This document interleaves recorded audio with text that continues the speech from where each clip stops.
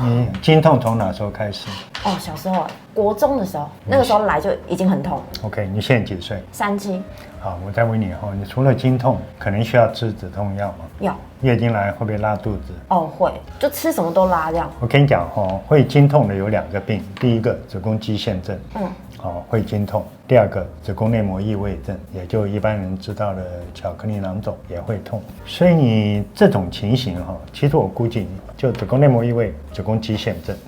OK， 我刚才做了一个内诊了，你现在子宫已经大到像怀孕20周这么大了，所以你的月经量多不多？哦，多。所以我刚才大致上看了一下，我觉得你是子宫肌腺症，也是子宫内膜异位症，所以你子宫变得像这么肥大，就大到肚脐喽。我们一般估计大小，如果不用超音波量，我们就说像怀孕20周这么大一颗子宫。所以你过去都做什么治疗啊？我过去是看西医嘛，对，然后看西医看到，因为已经没办法，然后医生就说那不然开钙片啦，然后我说那开钙片，对，那除了钙片还有什么方法？他说那你不然喝牛奶。你干嘛吃钙片啊？他就说可能是缺钙而导致的，然后他说那是西医说的。哦，对。就是妇科。是哪家西医？你不要把名字讲出来，免得把人家都吓到了。我们家附近的诊所啊，那诊所我们就不讲。对。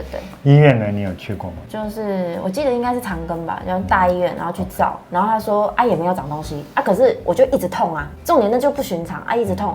可是资讯也没有到很发达，所以找的资料很有限。那我就是想要解决痛这件事情。那它已经困扰我真的很久了。假设3到5天嘛，可是重点是前面的3天，对，我会让我生不如死啊。那个生不如死是月经前就痛。对，所以可是因为那时候要上班，所以我就只能靠止痛药去止我那个痛，不要影响到我上班。那我又是一个情绪超容易紧张的人，那常常都会就是带着拉肚子。然后我那时候还跑去看，我想说是不是拉肚子是因为你后面的肠子粘得很厉害，所以很多这种病人都会去看肠胃科。哦，对啊，我想说是不是胃？他们的解释是什么？就去照胃镜。我记得2012还2013去照胃镜，他说哦你有轻微胃溃疡哦。然后我想说哈，所以是这样造成吗？中间又 miss 掉了。然后还去看了什么科？然后又去看中医啊。那中医我还跑到新庄去看，然后又跑到东区去看。他说你什么病？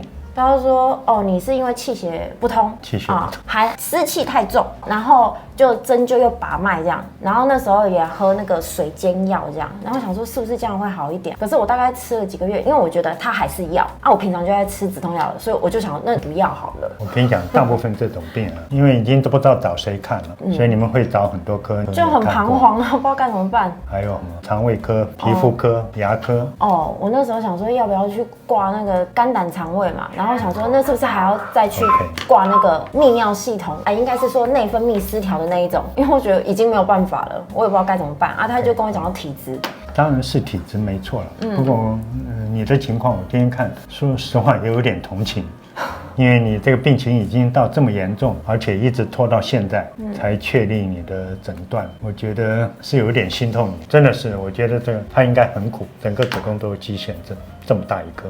整颗像个小玉西瓜一样，像个小西瓜或者大梨子啦。这个将来我会帮你安排治疗，这个你要早点面对哦，不然你整个不要说。将来我不确定你是不是一定可以保留你的生育能力，这个我要实话实说，因为你时代放到现在已经放到最末端了，所以疾病都不能拖啊，你也不是故意拖的了。比如说你没有提早发现，这也蛮可惜的。不过你不要担心哦，还是有的治疗了。但是我只是担心未来的生育能力会受到很大的损伤哦。这个你要先有心里有数哦。你已经拖到这么严重哦，来跟你握一下手，你也不要担心，我待会儿会帮你安排看看，好不好？待会儿会请护理师先跟您讲一下，不要哭，不要哭了，没关系啊，还是可以治疗。